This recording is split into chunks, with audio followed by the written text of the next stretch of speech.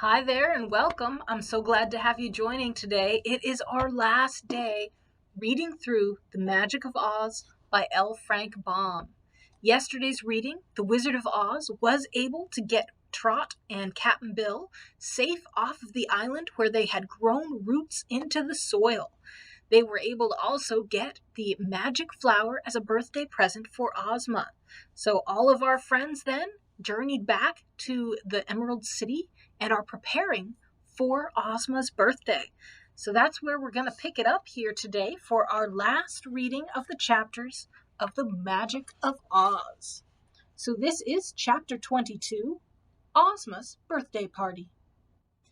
It seems odd that a fairy should have a birthday, for fairies, they say, were born at the beginning of time and live forever. Yet, on the other hand, it would be a shame to deprive a fairy who has so many other good things of the delights of a birthday. So we need not wonder that the fairies keep their birthdays just as other folks do, and consider them occasions for feasting and rejoicing.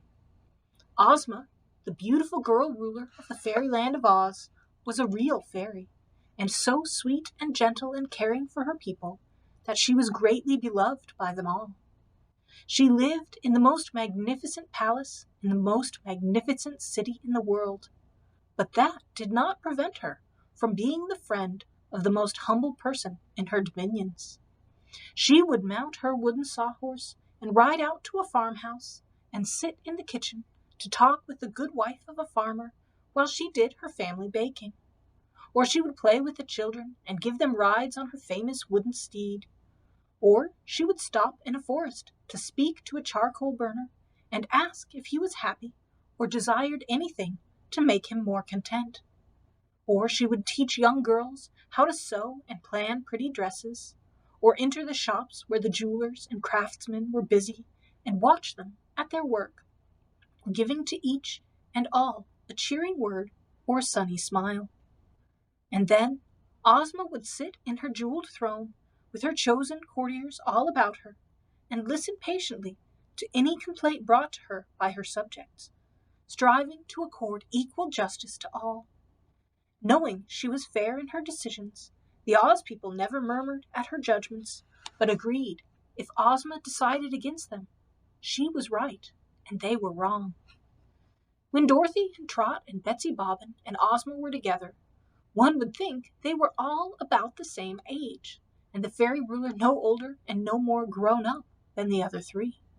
She would laugh and romp with them in regular girlish fashion, yet there was an air of quiet dignity about Ozma, even in her merriest moods, that in a manner distinguished her from the others. The three girls loved her devotedly, but they were never able to quite forget that Ozma was the royal ruler of the wonderful fairyland of Oz, and by birth belonged to a powerful race. Ozma's palace stood in the center of a delightful and extensive garden, where the splendid trees and flowering shrubs and statuary and fountains abounded. One could walk for hours in this fascinating park and see something interesting at every step. In one place, there was an aquarium where strange and beautiful fish swam. At another spot, all the birds of the air gathered daily to a great feast which Ozma's servants provided for them, and were so fearless of harm that they would alight upon one's shoulders and eat from one's hand. There was also the fountain of the water of oblivion, but it was dangerous to drink of this water, because it made one forget everything he had ever known before, even his own name, and therefore Ozma had placed a sign of warning upon the fountain. But there were also fountains that were delightfully perfumed, and fountains of delicious nectar, cool and richly flavored, where all were welcome to refresh themselves. Around the palace grounds was a great wall, thickly encrusted with glittering emeralds, and the gates stood open, and no one was forbidden entrance. On holidays, the people of the Emerald City often took their children to see the wonders of Ozma's gardens, and even entered the royal palace, if they felt so inclined, for they knew that they and their ruler were friends, and that Ozma delighted to give them pleasure. When all this is considered, You will not be surprised that the people throughout the land of Oz, as well as Ozma's most intimate friends and her royal courtiers, were eager to celebrate her birthday and made preparations for the festival weeks in advance. All the brass bands practiced their nicest tunes, for they were to march in the numerous processions to be made in the Winkie country, the Gillikin country, the Munchkin country, and the Quadling country, as well as in the Emerald City. Not all the people could go to congratulate their ruler, but all could celebrate her birthday in one way or another, however far distant from her palace they might be. Every home and building throughout the land of Oz was to be decorated with banners and bunting. There were to be games and plays and a general good time for everyone. It was Ozma's custom on her birthday to give a grand feast at the palace, to which all her closest friends were invited. It was a queerly assorted company, indeed, for there were more quaint and unusual characters in Oz than in all the rest of the world, and Ozma was more interested in unusual people than in ordinary ones, just as you and I are. On this especial birthday of the lovely girl ruler, a long table was set in the royal banquet hall of the palace, at which were place cards for the invited guests. At one end of the great room was a smaller table, not so high, for Ozma's animal friends, whom she never forgot, and at the other end was a big table where all of the birthday gifts were arranged. When the guests arrived, they placed their gifts on this table and then found their places at the banquet table. And, after the guests were all placed, the animals entered in a solemn procession and were placed at their table by Jellia Jam. Then, while an orchestra hidden by a bank of roses and ferns played a march composed for the occasion, the royal Ozma entered the banquet hall, attended by her maids of honor, and took her seat at the head of the table. She was greeted by a cheer from all the assembled company, the animals adding their roars and growling and barks and mewing and cackling to swell the glad tumult, and then all seated themselves at their tables. At Ozma's right sat the famous Scarecrow of Oz, whose straw-stuffed body was not beautiful, but whose happy nature and shrewd wit had made him a general favorite. On the left of the ruler was placed the Tin Woodman, whose metal body had been brightly polished for this event. The Tin Woodman was Emperor of the Winkie country, and one of the most important persons in Oz. Next to the Scarecrow, Dorothy was seated, and next to her, Tik-Tok, the Clockwork Man, who had been wound up as tightly as his clockwork would permit, so he wouldn't interrupt the festivities by running down. Then came Aunt Em and Uncle Henry, Dorothy's own relations, two kindly people who had a cozy home in the Emerald City and were very happy and contented there. Then Betsy Bobbin was seated, and next to her the droll and delightful Shaggy Man, who was a favorite wherever he went. On the other side of the table, opposite the Tin Woodman, was placed Trot, and next to her Cap'n Bill. Then was seated Button Bright and Ojo the Lucky, and Dr. Pippet and his good wife Margalot, and the astonishing Frogman, who had come from the Yip country to be present at Ozma's birthday feast. At the foot of the table, facing Ozma, was seated the queenly Glinda, the good sorceress of Oz, for this was really the place of honor next to the head of the table where Ozma herself sat. On Glinda's right was the little Wizard of Oz, who owed to Glinda all of the magic arts he knew. Then came Ginger, a pretty girl farmer, of whom Ozma and Dorothy were quite fond. The adjoining seat was occupied by the Tin Soldier, and next to him was Professor H.M. Wogglebug T.E. of the Royal Athletic College. On Glinda's left was placed the jolly Patchwork Girl, who was a little afraid of the sorceress, and so was likely to behave herself pretty well. The Shaggy Man's brother was beside the Patchwork Girl, and then came that interesting personage, Jack Pumpkinhead, who had grown a splendid big pumpkin for a new head, and to be worn on Ozma's birthday, and had carved a face on it that was even jollier in expression than the one he had last worn. New heads were not unusual with Jack, for the pumpkins did not keep long, and when the seeds, which served him as brains, began to get soft and mushy, he realized his head would soon spoil, and so he procured a new one from his great field of pumpkins, grown by him, so that he need never lack a head. You will have noticed that the company at Ozma's banquet table was somewhat mixed, but everyone invited was a tried and trusted friend of the girl ruler, and their presence made her quite happy. No sooner had Ozma seated herself with her back to the birthday table than she noticed that all present were eyeing with curiosity and pleasure something behind her, for the gorgeous magic flower was blooming gloriously, and the mammoth blossoms that quickly succeeded one another on the plant were beautiful to view and filled the entire room with their delicate fragrance. Ozma wanted to look too, to see what they all were staring at, but she controlled her curiosity because it was not proper that she should yet view her birthday presents. So the sweet and lovely ruler devoted herself to her guests, several of whom, as the sorcerer, the Tin Woodman, the Patchwork Girl, Tick-Tock, Jack Pumpkinhead, and the Tin Soldier, never ate anything, but sat very politely in their places and tried to entertain those of the guests who did eat. And at the animal table there was another interesting group, consisting of the Cowardly Lion, the Hungry Tiger, Toto, Dorothy's little shaggy black dog, Hank the Mule, the Pink Kitten, the Wooden Sawhorse, the Yellow Hen, and the Glass Cat. All of these had good appetites, except the Sawhorse and the Glass Cat, and each was given a plentiful supply of the food it liked best. Finally, when the banquet was nearly over and the ice cream was to be served, 4 servants entered bearing a huge cake, all frosted and decorated with candy flowers. Around the edge of the cake was a row of lighted candles, and in the center were raised candy letters that spelled the words, Ozma's birthday cake from Dorothy and the Wizard. "Oh, how beautiful!" cried Ozma, greatly delighted, and Dorothy said eagerly, "Now, you must cut the cake, Ozma, and each of us will eat a piece with our ice cream." Jellia Jam brought a large golden knife with a jeweled handle, and Ozma stood up in her place and attempted to cut the cake.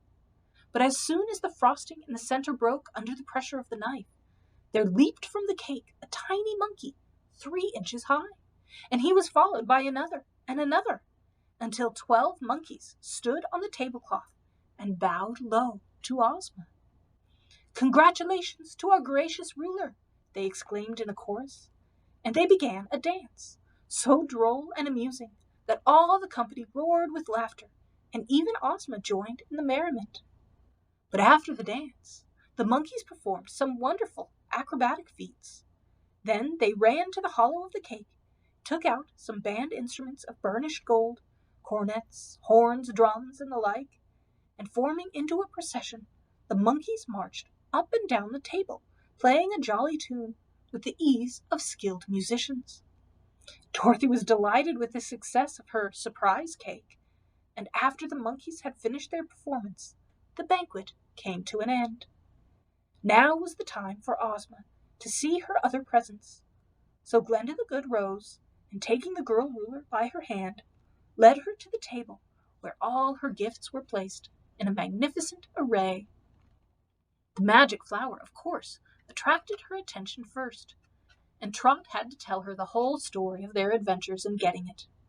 The little girl did not forget to give due credit to the Glass Cat and the little Wizard, but it was really Cap'n Bill who bravely carried the golden flower pot away from the Enchanted Isle.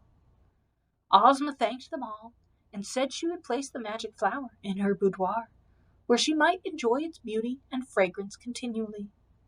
But now she noticed the marvelous gown woven by Glinda and her maidens from strands drawn from pure emeralds, and being a girl who loved party clothes, Ozma's ecstasy at being presented with this exquisite gown may well be imagined.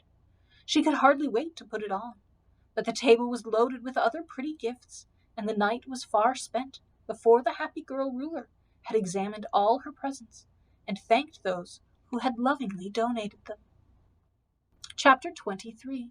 The Fountain of Oblivion. The morning after the birthday fete, as the wizard and Dorothy were walking in the grounds of the palace, Ozma came out and joined them, saying, "I want to hear more of your adventures in the forest of Goo, and how you were able to get those dear little monkeys to use in Dorothy's surprise cake." So they sat down on a marble bench near the Fountain of the Water of Oblivion, and between them Dorothy and the wizard related their adventures. "I was dreadfully fussy while I was a woolly lamb," said Dorothy, "for it didn't feel good a bit, and I wasn't quite sure, that I'd ever get to be a girl again." "You might have been a woolly lamb yet, if I hadn't happened to discover that magic transformation word," declared the wizard. "But what became of the walnut and the hickory nut, into which you transformed those dreadful beast magicians?" inquired Ozma. "Why, I'd almost forgotten them," was the reply, "but I believe they are still here in my pocket." Then he searched in his pockets and brought out the 2 nuts and showed them to her. Ozma regarded them thoughtfully. "It isn't right to leave any living creature in such helpless forms," she said. "I think, wizard, you ought to transform them into their natural shapes again." "But I don't know what their natural shapes are," he objected, for of course the forms of the mixed animals which they had assumed were not natural to them, and you must not forget, Ozma, that their natures were cruel and mischievous, so if I bring them back to life, they might cause us a great deal of trouble. "Nevertheless," said the ruler of Oz, "we must free them from their present enchantments. When you restore them to their natural forms, we will discover who they really are, and surely we need not fear any 2 people, even though they prove to be magicians and our enemies." "I'm not so sure of that," protested the wizard with a shake of his bald head. "The one bit of magic I robbed of them, which was the word of transformation, is so simple, yet so powerful, that neither Glenda nor I can equal it. It isn't all in the word, it's in the way it's pronounced. So if the 2 strange magicians have other magic of the same sort, they might prove very dangerous to us if we liberated them." "I've an idea!" exclaimed Dorothy. "I'm no wizard or fairy, but if you do as I say, we needn't fear these people at all." "What is your thought, my dear?" asked Ozma. "Well," replied the girl, "here is the Fountain of the Water of Oblivion, and that's what put the notion into my head. When the wizard speaks that terrible word that will change 'em back to their real forms, he can make 'em dreadful thirsty, too, and we'll put a cup right here by the fountain, so it'll be handy. Then they'll drink the water and forget all the magic they ever knew, and everything else, too." "That's not a bad idea," said the wizard, looking at Dorothy approvingly. "It's a very good idea," declared Ozma. "Run for the cup, Dorothy." So Dorothy ran to get a cup, and while she was gone the wizard said, "I don't know whether the real forms of these magicians are those of men or beasts. If they're beasts, they would not drink from a cup, but might attack us at once and drink afterward. So it might be safer for us to have the Cowardly Lion and the Hungry Tiger here to protect us if necessary." Ozma drew out a silver whistle which was attached to a slender gold chain, and blew upon the whistle 2 shrill blasts.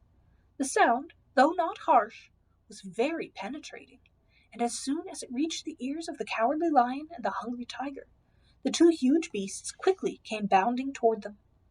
Ozma explained to them what the wizard was about to do, and told them to keep quiet unless danger threatened. So the 2 powerful guardians of the ruler of Oz crouched beside the fountain and waited.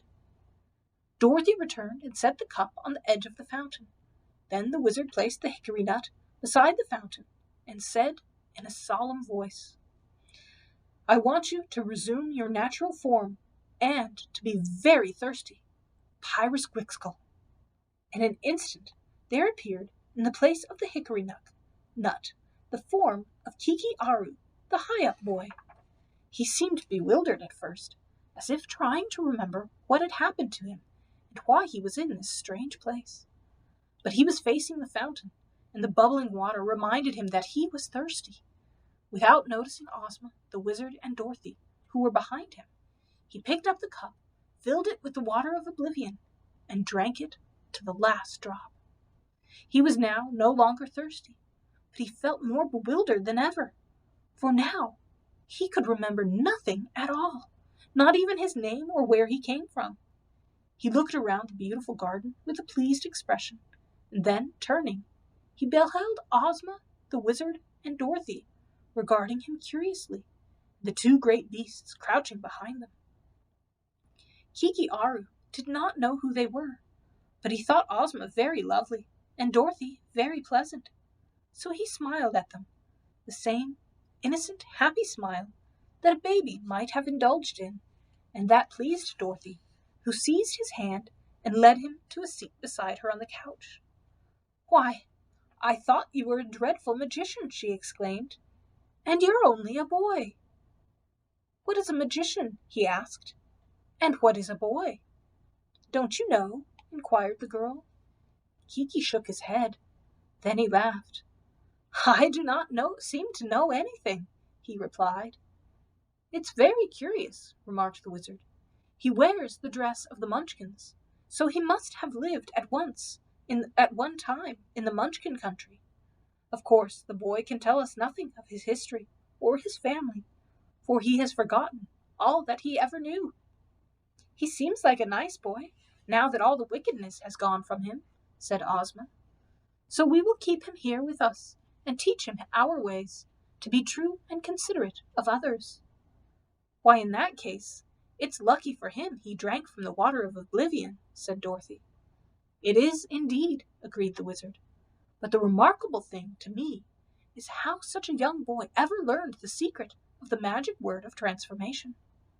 Perhaps his companion, who is at present this walnut, was the real magician, although I seem to remember that it was this boy in the beast's form who whispered the magic word into the hollow tree, where I overheard it." "Well, we will soon know who the other is," suggested Ozma. "He may prove to be another Munchkin boy." The wizard placed the walnut near the fountain and said as slowly and solemnly as before, "I want you to resume your natural form and to be very thirsty. Pyrus Grixkle." Then the walnut disappeared, and Ruggedo the gnome stood in its place. He was also facing the fountain when he reached for the cup, filled it, and was about to drink, when Dorothy exclaimed, "Why, it's the old Gnome King!" Ruggedo swung around and faced them, the cup still in his hand. "Yes," he said in an angry voice, "it is the old Gnome King, and I'm going to conquer all Oz and be revenged on you for kicking me out of my throne." He looked around a moment and then continued, "There isn't an egg in sight, and I'm stronger than all of you people put together. I don't know how I came here, but I'm going to fight the fight of my life, and I'll win." His long white hair and beard waved in the breeze. His eyes flashed hate and vengeance, and so astonished and shocked were they by the sudden appearance of this old enemy of the Oz people that they could only stare at him in silence and shrink away from his wild glare. Ruggedo laughed. He drank the water, threw the cup on the ground, and said fiercely, "And now, and—" His voice grew gentle. He rubbed his forehead with a puzzled air and stroked his long beard. "What was I going to say?" he asked pleadingly. "Don't you remember?" said the wizard. "No, I've forgotten." "Who are you?" asked Dorothy. He tried to think. I'm sure I don't know," he stammered. "Don't you know who we are, either?" questioned the girl. "I haven't the slightest idea," said the gnome. "Tell us who this Munchkin boy is," suggested Ozma. Ruggedo looked at the boy and shook his head. "He's a stranger to me. You are all strangers. I am a stranger to myself," he said. Then he patted the lion's head and murmured, "Good doggie." The lion growled indignantly. What shall we do with him? Asked the wizard, perplexed. Once, before the wicked old gnome came here to conquer us, and then, as now, he drank the water of oblivion and became harmless. But we sent him back to the gnome kingdom, where he soon learned his evil ways again. For that reason, said Ozma, we must find a place for him in the land of Oz, and keep him here. For here he can learn no evil, and will always be as innocent of guile as our own people. And so the wandering ex-king of the gnomes found a new home, a peaceful and happy home, where he was quite content and passed his days in innocent enjoyment. The end. And that is the end of the book. I hope you enjoyed our story where we had some adventures and had a party with Ozma. Tomorrow we are going to start the 14th book in the Oz series of 40 books total. It's the last book that was written by L. Frank Baum. Ruth Plumley Thompson took after the Oz books after this 14th book by L. Frank Baum. It's another exciting adventure. Dorothy and Ozma are going to try and stop a war in Oz, but they are going to end up getting captured and imprisoned in a glass-covered island. So I hope you'll join me tomorrow as we start our next Oz book. Until then, I hope that you have a wonderful rest of your day.